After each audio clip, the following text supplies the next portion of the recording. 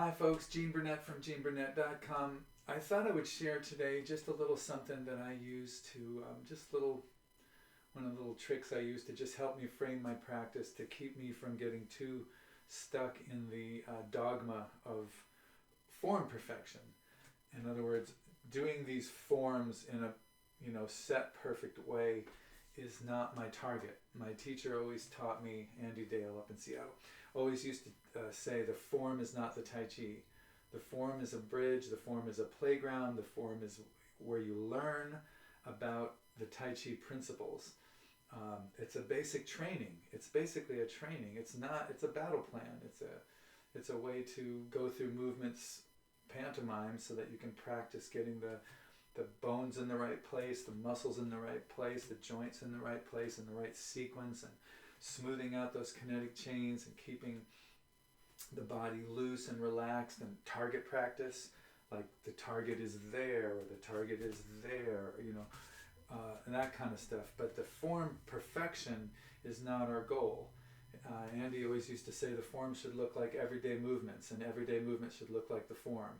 It's not something special or metaphysical in our school. It's just a way of training the body to do what it's going to do under pressure, without the pressure. You're in the temple. You're not in a fight. You're not even in a daily life situation. It's just you and some ground, and you want to study gravity and how it works in the body. And so anyway, one of these little tricks that I use to sort of frame the same thing that I've just said, but in a slightly different way, is to think about this phrase: when there's no work to be done, clean your workshop and sharpen your tools.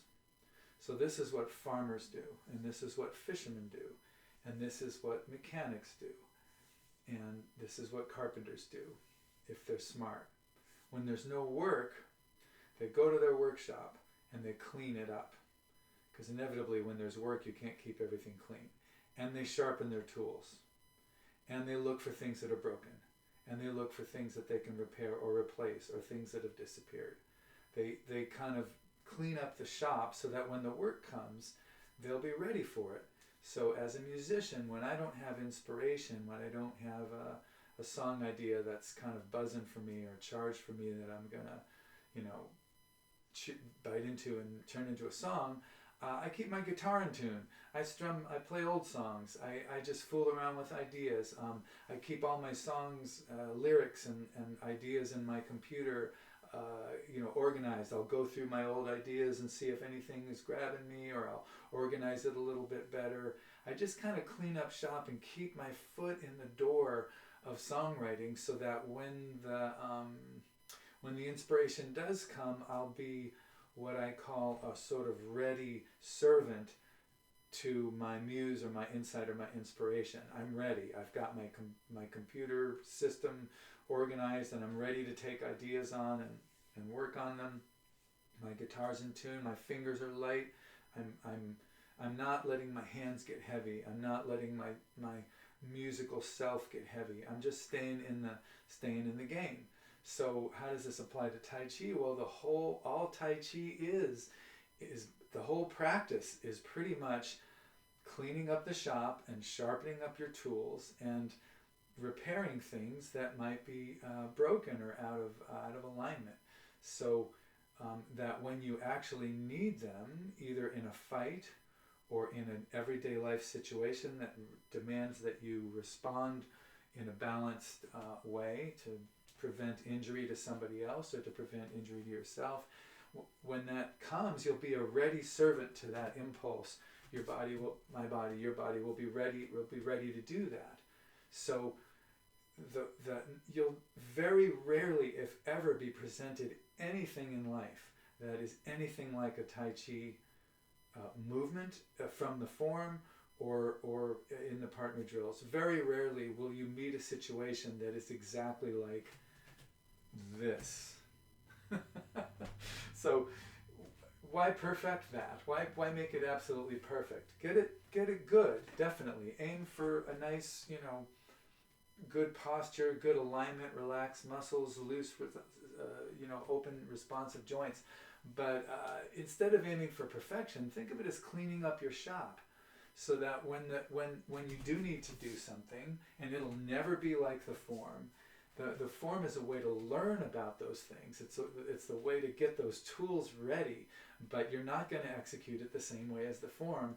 I tell this story often because it was a great example of this. I was sitting at the bar that I like to play music at, and this guy who was a little tall, a little overweight, had a few, looking through a camera. He was actually looking through the viewfinder, taking pictures of the band. He comes around this circular table, and he kind of stumbled against this woman, and he's going down.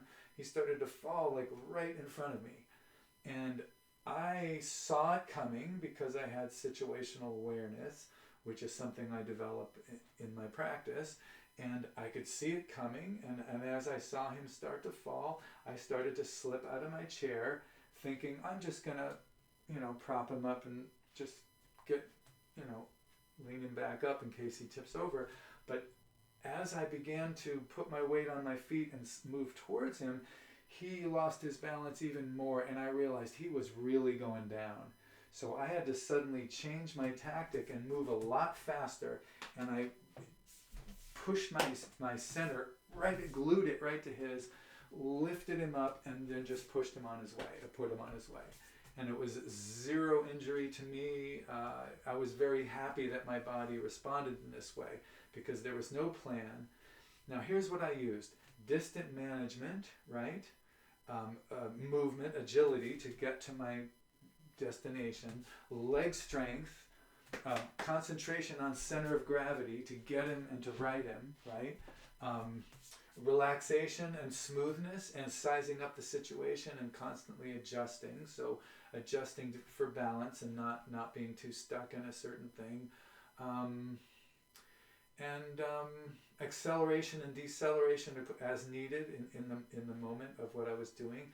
Now all these things I learned from Tai Chi, and they all came in handy and prevented this guy from falling. And there was table legs and formica countertops, and he could easily have broken his wrist. That was just one of the mellower things that could have happened to this guy.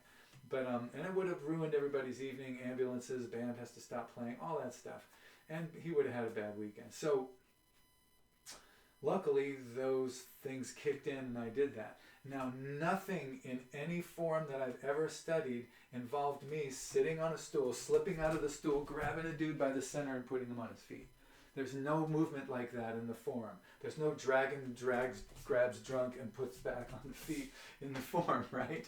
So, and yet, that was an impromptu situation in which I used all those things, and probably some that I'm not even thinking of, alignment, all those kind of Tai Chi attributes. I used it all at once to help somebody and help me have a better night. So, but yet it was nothing to do with the form. So I kept my tools ready, right? And then when there was work to be done, I could do the work. So take this little adage, if you will, from the craftsmen around us who are the people that get things done for us. We've been remodeling and building an addition to this building that we're living in.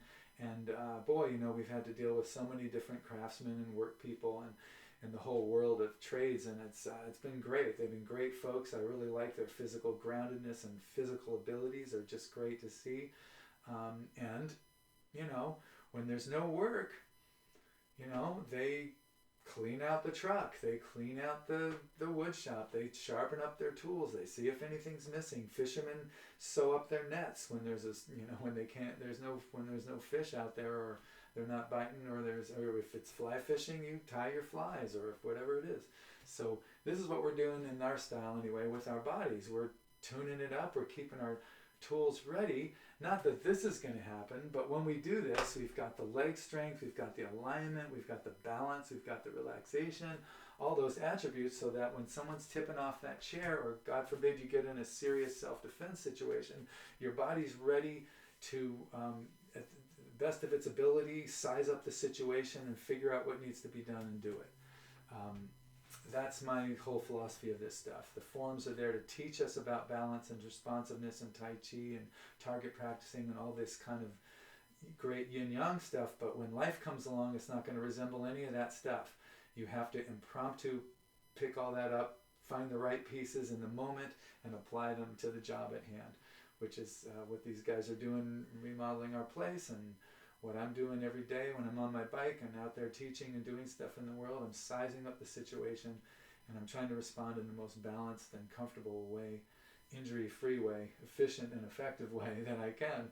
So if I invite you to just try that on. Think of yourself as sharpening your tools, waiting for the work or the inspiration or the muse to come, and when she does or when it does, hopefully you'll respond in the best way that you're capable of. So thank you very much for watching. I appreciate it. I have a tip jar on all these videos that I produce. If you feel like giving me a little donation, that's always sweet. Or a nice comment is just as sweet and very nice. I love getting nice comments, especially that this stuff might be helpful to you, because I'm not really doing this for money. I'm doing this to be helpful. So if it is helpful and you tell me, that's really, really awesome. You can subscribe to this channel. You can also visit GeneBurnett.com for more about me and my music and my Tai Chi and all the stuff that I do. Thank you for watching.